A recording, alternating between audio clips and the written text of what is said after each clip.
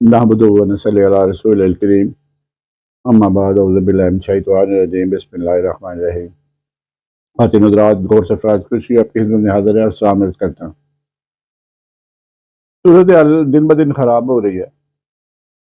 Election کرانے کی بجائے انہوں نے وفاقی حکومت اور نگران سیٹ اپ نے وحشیانہ تشدد شروع کر دیا سیاستدانوں پہ۔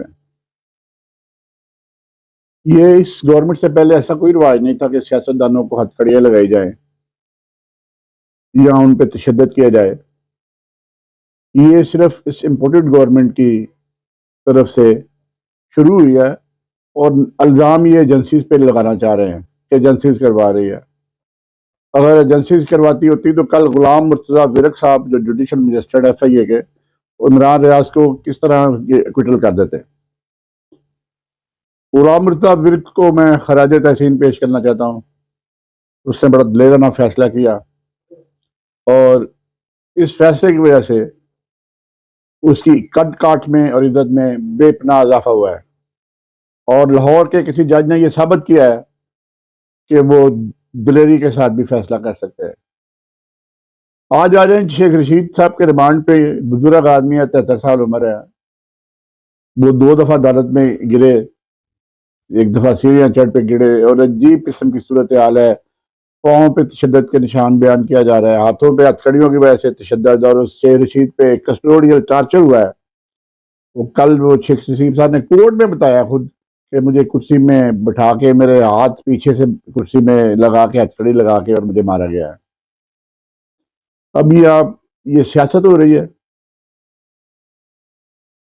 کہتے ہیں بار بار میرے پیشاب کا نمونہ لیا جا رہا ہے، اور الٹیمیٹلی پھر جیسے وہ فواد چودھری کا انہوں نے کروایا کہ اس کے بھی یورین لے کے تو اس میں کہا گیا کہ جی جو اس نے شراب پی ہوئی تھی۔ شیخ رشید پہ بھی یہ کوشش کر رہے ہیں کہ شراب کا بھی پرچہ دے دیں، بلکہ وہاں تو جب بھی انہوں نے ریڈ کیا عورتیں بھی ڈالنے کے چکر میں تھے۔ یہ بے شرم ہو چکے ہیں، اس حد تک یہ پہنچ چکے ہیں، اور عدالتیں خاموش ہیں۔ چیف جسٹس آف پاکستان خاموش ہے۔ شیخ رشید کو کراچی سے ایک ڈی ایس پی بھی آیا ہوا تھا گرفتار کرنے کے لیے، کراچی لے کے جانے کے لیے، راہداری ریمانڈ کے لیے، جسے عدالت نے نہیں دیا۔ یہ بھی چلے دلیرانہ فیصلہ، لیکن شیخ رشید کا کیس ایکویٹل بنتا ہے۔ بندہ اگریو پرسن ہی نہیں ہے جو پرچہ کروا رہا ہے، تو پرچہ کس چیز کا بھائی؟ بچے کے لیے پرچہ وہ کروا سکتا ہے جو اگریو پرسن ہو۔ بلو رانی اس نے کس کو کہا ہے؟ یہ نا کہ آپ اپنی طرف لے جاؤ تو کیا کہہ سکتے ہیں؟ تو یہ جو حالات جا رہے ہیں، یہ بہتر ہے ایجنسیز کو بدنام کیا جا رہا ہے۔ میں نہیں سمجھتا اور میں نہیں مان سکتا کہ یہ اسٹیبلشمنٹ کروا رہی ہے سارا کچھ۔ اسٹارٹ میں شاید کیا انہوں نے باجوہ اور رجیم میں، اس رجیم میں اسٹیبلشمنٹ کا کردار نہیں لگ رہا، لیکن یہ جو انٹیریئر منسٹری ہے یا انٹیریئر منسٹر ہے اور یہ جو امپورٹڈ سرکار ہے، یہ تاثر یہ دینے کی کوشش کر رہی ہے جی ہم نے اسٹیبلشمنٹ سارا کچھ کر رہی ہے، اور کرا رہے ہیں ایف آئی اے کے ذریعے، اسلام آباد پولیس کے ذریعے، سندھ پولیس کے ذریعے۔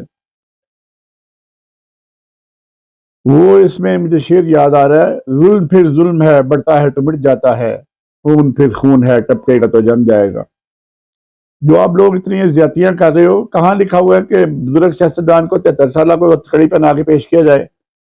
اور آج کل انہوں نے نیا ایک کام شروع کیا ہے کہ ساتھ آنکھیں باندھ دو، پٹی پورا سر ڈھانپ دو۔ یہ زیادتی، ظلم، جبر کی رات کب ختم ہوگی؟ عمران خان صاحب نے اس دوسری طرف جیل برو طریق کا اعلان کر دیا ہے، تو حالات کشیدگی طرف جا رہے ہیں، اور ڈر ہے کہ مارشل لا والے نہ آ جائے، وہ نہ لگا دے مارشل لا۔ تو یہ ساری صورتحال آپ کو بتانا کہ بڑا ضروری تھا۔ خواتین حضرات، مجھے دے اجازت، انشاءاللہ تعالیٰ پھر ملاقات ہوگی، دعاؤں میں یاد رکھے۔ السلام علیکم ورحمۃ اللہ وبرکاتہ۔